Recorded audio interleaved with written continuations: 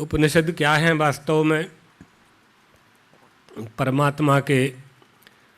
परमात्मा के पास हमको बैठा देने वाले, है ना, उपनिषद हैं। उपनिषद का अर्थ लिख लो।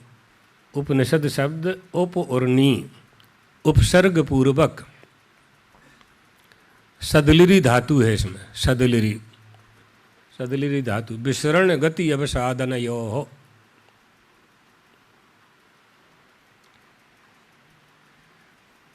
इसका अर्थ होता है विसरण। विसरण माने बिखेरना, फैला देना, ज्ञान को फैला देना या खोलना, दूसरा अर्थ किया है। अवसादन का अर्थ किया है नष्ट कर देना या बैठा देना, और गति का अर्थ किया है ज्ञान। और फिर गति के चार अर्थ होते हैं, गति ज्ञान, गति प्राप्ति, गति मोक्ष और गति लाभ। ये चार अर्थ हो जाएंगे गम धातु के। अर्थात संसार रूपी बंधन को खोल दे या नष्ट कर दे और ब्रह्म ज्ञान करा दे, उस ब्रह्म विद्या को उपनिषद शब्द से संबोधित किया गया है।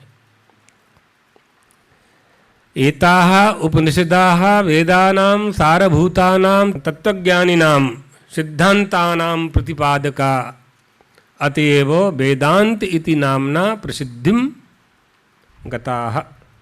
भारतीय तत्वज्ञानानां गौरवशालिन्याः उपनिषद।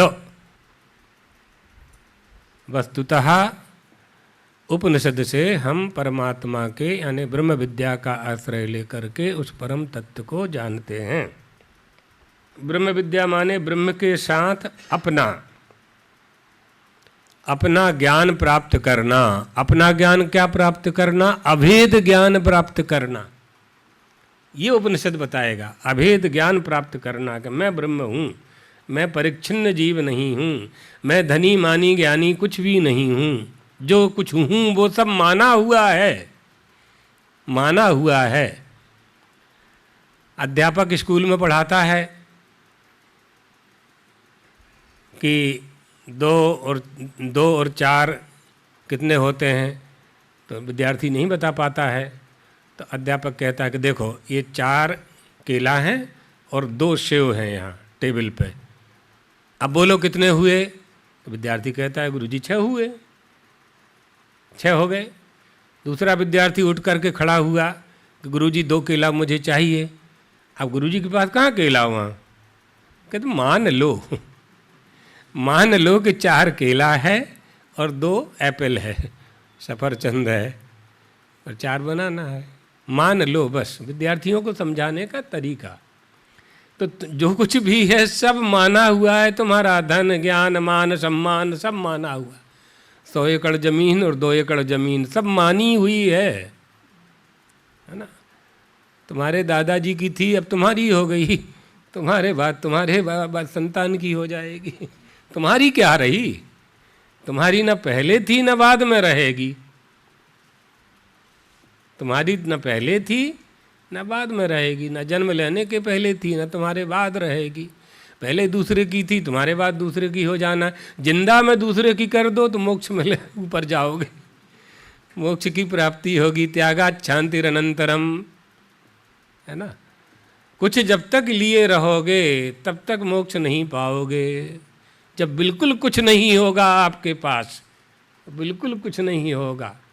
जगज्जाल में तत्त्वयैवाम्ब सृष्टम त्वमेवाद्यासीन्द्रियैरर्थ जालम त्वमेकैव भोक्त्री न मे पुण्य पापे न मे बंध मोक्षौ। कुछ नहीं, न बंध न मोक्ष। जब बंधन होगा तो मोक्ष खो जाएंगे। बंधन क्या है? जो छोड़ दिया वो बंधन था, छोड़ दिया तो मुक्त हो गए ना। छोड़ दिया तो मुक्त हो गए ना स्वाभाविक रूप से। मृत्यु के बाद छूटना ही है, आपका रहना नहीं है। वो जो वस्तु हमें प्राप्त हुई है, जिन वस्तुओं को हमने प्राप्त किया है, जिन्हें हम प्राप्त करेंगे, जिन्हें हम अपनी मान रहे हैं, वो हमारे ना रहने पर हमारी नहीं रहेंगी। इसलिए जिंदा रहते हमारी ना रहें तो हम मुक्त हो जाएंगे।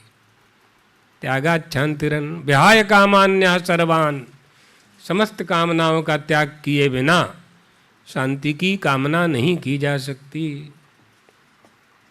ये ब्रह्म विद्या से प्राप्त होगा। ब्रह्म विद्या माने ब्रह्म के साथ अभेद भाव, अभेद ज्ञान, इस प्रकार का अद्वैत बोध उपनिषद विद्या से ही प्राप्त होता है। अतः ब्रह्म विद्या को इसलिए उपनिषद कहा जाता है।